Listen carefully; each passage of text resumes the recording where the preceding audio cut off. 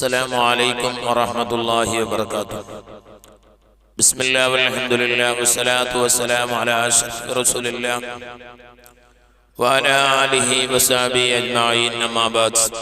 പ്രിയമുള്ള സഹോദര സഹോദരിമാരെ, മുഹിബ്ബീങ്ങളെ, എല്ലാവർക്കും സുഖമാണെന്ന് കരുതുന്നു.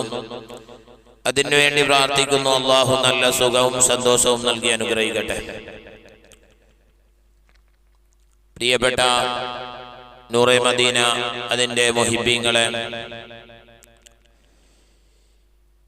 പഠിക്കണമെന്നുള്ള ഉദ്ദേശത്തോടാണ് ഒരുപാട് ആൾക്കാർ ചോദിച്ച് പഠിക്കുന്നത്. അല്ലാഹു നാഫിയ ഇൽമ് നൽകി അനുഗ്രഹിക്കട്ടെ.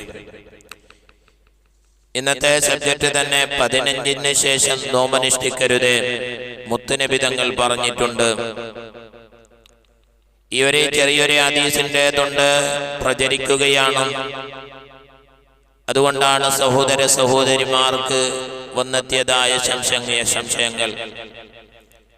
ഇന്നത്തെ ഹദീസിൽ തന്നെ പരാമർശിക്കുന്നത് 15-ന് ശേഷം നോമനുഷ്ഠിക്കരുത്. ബഹുമാനപ്പെട്ട അബൂ ഹുറൈറ റളിയല്ലാഹു അൻഹുവിൽ നിന്ന് നിവേദനം, അവിടെ നിന്ന് പറഞ്ഞു, ഖാല റസൂലുള്ളാഹി സ്വല്ലല്ലാഹു അലൈഹി വസല്ലം, മുത്തുനബി തങ്ങൾ പറഞ്ഞു, ഇദാ ബഖിയ നിസ്ഫു മിൻ ശഅബാൻ ഫലാ തസ്ഉമു. ശഅബാൻ 15-ന് ശേഷം, അതായത് ബറാത്ത് കഴിഞ്ഞതിന് ശേഷം നിങ്ങൾ നോമനുഷ്ഠിക്കരുത്. ഫുഖഹാക്കൾ എന്ത് പറഞ്ഞു? ഇയാനത്ത്, തുഹ്ഫ, മുഗ്നി,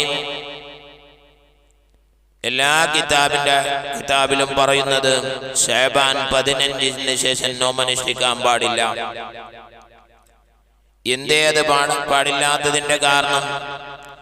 ഏത് നോമ്പിനെ കുറിച്ചിട്ടാണ് പറഞ്ഞത്? അങ്ങനെ തന്നെയാണ് ഹദീസിൽ പറഞ്ഞത്. ഒരു പ്രത്യേകമായ ഒരു നോമ്പില്ല. എന്നാൽ ഈ ഹദീസിനെ വിശദീകരിച്ചുകൊണ്ട് ബഹുമാനപ്പെട്ട ഫൈലുൽ ഖദീർ 3-ാം വാല്യം 83-ാം പേജിൽ ബഹുമാനപ്പെട്ട ഇമാം മുനാവി റളിയല്ലാഹു തആല അൻഹു പറയുന്നു ഈ ഹദീസിന്റെ വ്യാഖ്യാനത്തിൽ, അത് അങ്ങനെ പറയാനുള്ള കാരണം പരിശുദ്ധ റമളാനിലേക്കുള്ളതായ ഒരു ഒരുക്കങ്ങളാണ്, ശക്തിപ്പെടുത്തിയതാണ്. അതുകൊണ്ടാണ് നഹി ചെയ്തതിന്റെ കാരണം 15-ന് ശേഷം നോമനുഷ്ഠിക്കാൻ പാടില്ല. ഇത് ഏത് നോമ്പിനെ കുറിച്ചിട്ടാ പറഞ്ഞത്? ബിലാ സബബിൻ, ഒരു കാരണവുമില്ലാത്തതായ സുന്നത്ത് നോമ്പ്. ആ നോമ്പിനെ കുറിച്ചിട്ടാണ് പറഞ്ഞത്. തുഹ്ഫ, ഫതുഹുൽ മുഈൻ, നിഹായ, മുഗ്നി, എല്ലാ കിതാബുകളിലും പറയുന്നു. ഇനി ഒരാൾക്ക് സാധാരണ ഒരു നോമ്പുണ്ട്, പതിവായി അനുഷ്ഠിക്കുകയാണ്. ഒരു ദിവസം നോമ്പാണ്, അടുത്ത ദിവസം നോമ്പില്ല. ഒരു ദിവസം നോമ്പുണ്ട്, മറ്റൊരു ദിവസം നോമ്പില്ല. ഇങ്ങനെ ഒരാൾ പതിവായി അനുഷ്ഠിക്കുന്ന ആളാണെങ്കിൽ അയാൾക്ക് നോമ്പ് അനുഷ്ഠിക്കാൻ വേണ്ടി പറ്റും, അനുവദനീയമാണ്. ഇനി നോമ്പ് ഖളാ വീട്ടാനുണ്ട് സഹോദരിമാരെ, നോമ്പ് ഖളാ വീട്ടാനുണ്ട്. അല്ലെങ്കിൽ റമളാനിൽ ഖളായി പോയ നോമ്പുണ്ട്, അല്ലെങ്കിൽ കഫാറത്തിന്റെ നോമ്പുണ്ട്, അല്ലെങ്കിൽ നേർച്ചയാകപ്പെട്ട നോമ്പുണ്ട്. ഇതനുഷ്ഠിക്കുന്ന എനിക്ക് ഒരു വിരോധവുമില്ല. അല്ലെങ്കിൽ എല്ലാ തിങ്കളാഴ്ചയും വ്യാഴാഴ്ചയും ഒരാൾ നോമ്പ് നോൽക്കുന്ന മനുഷ്യനാണ്. എന്നാൽ അവനിക്കും എന്താകാം, ശഅബാൻ 15-ന് ശേഷം ആ നോമ്പ് നോൽക്കുന്ന എനിക്ക് വിരോധമില്ല. ഒരു കാരണവുമില്ലാത്ത നിലക്ക് ആ നോമ്പിനെ കുറിച്ചിട്ടാണ് പറഞ്ഞത് നോമനുഷ്ഠിക്കൽ ഹറാമാണ്, കാരണമില്ലാത്തതായ നോമ്പ്. തിങ്കളാഴ്ചന്റെ നോമ്പാണ്, വ്യാഴാഴ്ചന്റെ നോമ്പാണ്, അത് അനുഷ്ഠിക്കൽ എന്താണ്? സുന്നത്താണ്. അതുകൊണ്ട് പ്രിയപ്പെട്ട മുത്തുമോമിനീങ്ങളെ, ഈ ഹദീസിൽ പരാമർശിച്ചത് തന്നെ കാരണമില്ലാത്ത നോമ്പിനെ കുറിച്ചിട്ടാണ്. അത് റമളാനിലേക്കുള്ളതായ ഒരു ഒരുക്കമാണ്. ഇനി റമളാനിലേക്ക് വരുമ്പോൾ അങ്ങനെ നിങ്ങൾ നോമ്പ് നോറ്റാൽ റമളാൻ എത്തുമ്പോൾ നിങ്ങൾ ഉന്മേഷമില്ലാണ്ടാവും, ക്ഷീണിതരാവും. അതുകൊണ്ടാണ് മുത്തുനബി തങ്ങൾ റമളാനിലേക്കുള്ള ഒരുക്കത്തിലേക്കാണ് അങ്ങനെ പറഞ്ഞത്. അല്ലാഹു സുബ്ഹാനഹു വ തആല നമുക്കെല്ലാവർക്കും നാഫിയ ഇൽമ് നൽകി അനുഗ്രഹിക്കട്ടെ. അതോടുകൂടെ സ്വലാത്തിന്റെ മാസമെന്നറിയപ്പെടുന്ന പരിശുദ്ധ ശഅബാൻ ഇന്നല്ലാഹു വമലായികതഹു യുസല്ലൂന അലൻ നബി യാ അയ്യുഹല്ലദീന ആമനൂ സല്ലു അലൈഹി വസല്ലിമു തസ്ലീമ. ഈ ആയത്ത് തന്നെ മുത്തുനബിയുടെ മേലുള്ള കൽപ്പന, സ്വലാത്ത് ചെല്ലാനുള്ള ഒരു കൽപ്പന, സ്വലാത്ത് ചെല്ലണമെന്നുള്ള ഈ ആയത്ത് ഇറങ്ങിയത് തന്നെ ശഅബാൻ മാസത്തിലാണ്.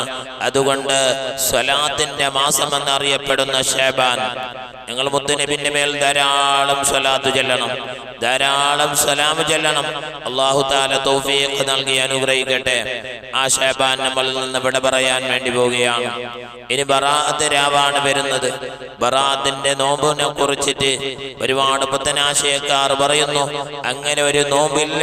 കന്നിയത്ത് ഉസ്താദ് പറഞ്ഞിട്ടുണ്ട്, കന്നിയത്ത് ഉസ്താദിന്റെ ഫത്വയിലുണ്ട്, അങ്ങനെയുള്ള നോമ്പ് അനുഷ്ഠിക്കാൻ വേണ്ടി പാടില്ല എന്ന് പറഞ്ഞ ചില കുറിപ്പുകൾ അതിനെ പ്രചരിപ്പിക്കുന്ന ഒരുപാട് പുത്തനാശയക്കാരുണ്ട്. അതിനെ കുറിച്ചിട്ട് ഇമാമിങ്ങൾ എന്തു പറഞ്ഞു, അത് എന്താണ് അതിന്റെ ഉദ്ദേശം? അത് ബഹുമാനപ്പെട്ട ഇമാം ബറാഅത്തിന്റെ നോമ്പ്, അങ്ങനെയുള്ള ഒരു നോമ്പുണ്ടോ?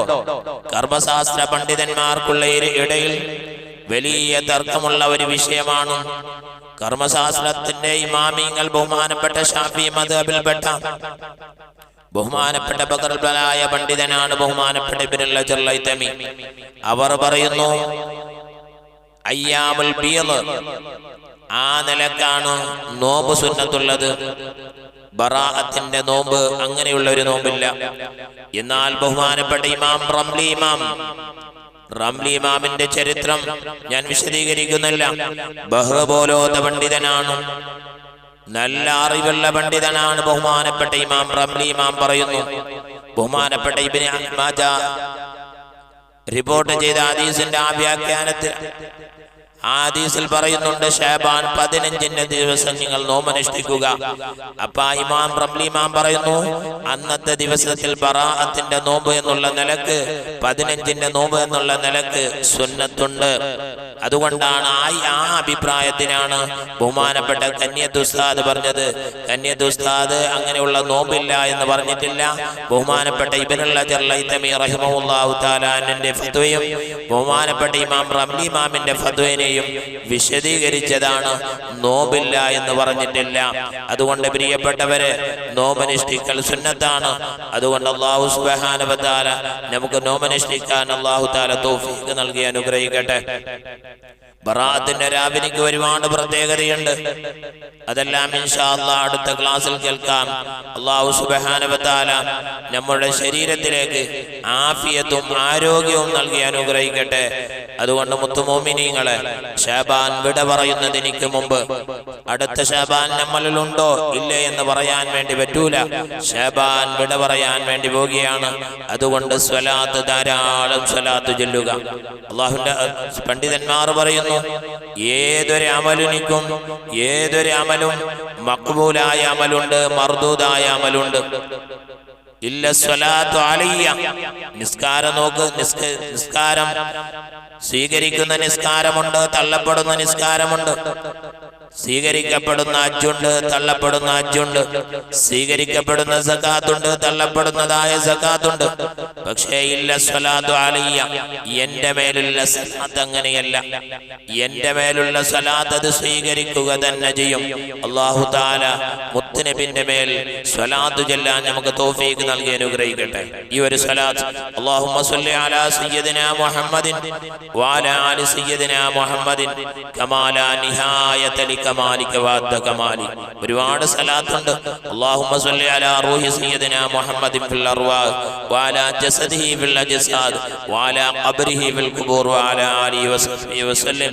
ഈ സ്വലാത്തിന്റെ നേട്ടങ്ങളെല്ലാം നിങ്ങൾ ക്ലാസ്സിൽ കേട്ടിട്ടുണ്ട്. അല്ലാഹു സുബ്ഹാനഹു വ തആല നമുക്ക് ഏതെങ്കിലും ഒരു സ്വലാത്ത്, അറിയുന്ന സ്വലാത്ത് ചൊല്ലാൻ നമുക്ക് തൗഫീഖ് നൽകി അനുഗ്രഹിക്കട്ടെ.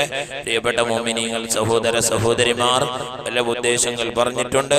ഇൻഷാ അല്ലാഹ് നമുക്ക് സ്വലാത്തിന്റെ മജ്ലിസിൽ ദുആ ചെയ്യാം. അല്ലാഹു തആല തൗഫീഖ് നൽകി അനുഗ്രഹിക്കട്ടെ. അസ്സലാമു അലൈക്കും.